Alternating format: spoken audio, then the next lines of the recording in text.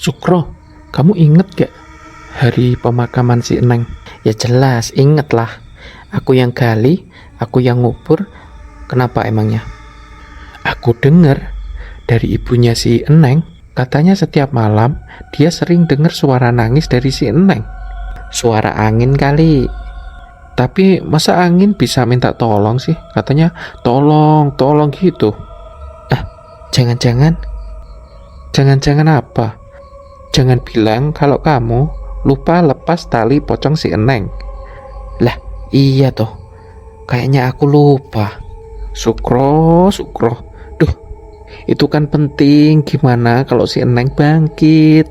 Tahayul itu. Mana bisa orang mati bangkit? Ya wes, kalau kamu nggak percaya. Tapi kalau nanti si Eneng datangin kamu, jangan minta tolong aku ya. Eneng kan cantik. Kalau dia kesini aku godain aja. Hehehe. Dasar sinting kau. Ya udah, aku pulang dulu. Suara apa nih? Sukro, kamu jangan nakut-nakutin deh. Aku tahu itu pasti kamu kan, Sukro. Bang Yono, tolongin aku, Bang. Akhirnya sampai rumah juga. Lah, lampu kok mati? Loh, mati lagi. Tolong, Bang. Tolong. Perasaan aku aja atau kupingku yang siwer ya? Kayak suara minta tolong. Nggak mungkin lah. Tolong, Bang. Tolong. Tolongin tali pocongku nggak dilepas. Ampun, Neng. Ampun. Yon, gila Yon. Aku kemarin hampir mati kena serangan jantung. Kenapa, Krok Sukro? Emang ditagih lo sama bang keliling? Lebih menakutkan lagi dari bang keliling. Pokoknya ini setan Yon, setan. Setan? Lah, dikejar setan lu kemarin? Iya Yono. Di rumah tiba-tiba lampu mati. Pas lampunya nyala, muncul Yon putih-putih menyeramkan. Pocong si Eneng maksud lu? Jangan keras-keras. Kalau nanti malam gue didatengin lagi, gimana? Gak bisa bayangin gue. Pocongnya serem, mukanya merah-merah, bercucuran darah, mulutnya sobek kayak buaya. Kalau gue keinget lagi sama kejadian kemarin, rasanya mau pingsan. Terus gimana? Pocongnya bilang apa? Pocongnya sih minta tolong Yon sama gue. Minta dilepasin tali pocongnya. Tapi gimana mau bukain talinya? Lihat mukanya aja gue gak bisa. Sama dong ya kayak gua kemarin. Lah, sama gimana maksud lu?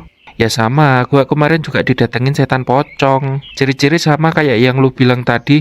Gua aja hampir pingsan. Lutut gue lemes, gak bisa lari. Tapi tiba-tiba hilang pocongnya. Mungkin dia mampir dulu ke rumah lu kali. Berarti kita didatengin pocong yang sama ya? Malam ini gue bisa gak nginep di rumah lu? Gue takut kalau sendirian di rumah. Ini semua kan gara-gara lu, Krok. Siapa suruh lu pak lepasin tali pocongnya si Eneng? Kalau lu nginep di rumah gua, nanti pocongnya si Eneng dateng dong ke rumah gua. Kan dia cariin elu. Elah, tega banget sih lu Yon. Sama teman sendiri, kan kita udah berteman sejak kecil. Emang lu tega kalau gua diisep sama pocongnya si Eneng? Gimana ya, Krok? Lah, lu kemarin kan bilang kalau pocongnya si Eneng datengin lu, mau lu godain. Sekarang makan tuh pocong si Eneng. Halo abang-abangku, lagi ngomongin apa nih, serius banget?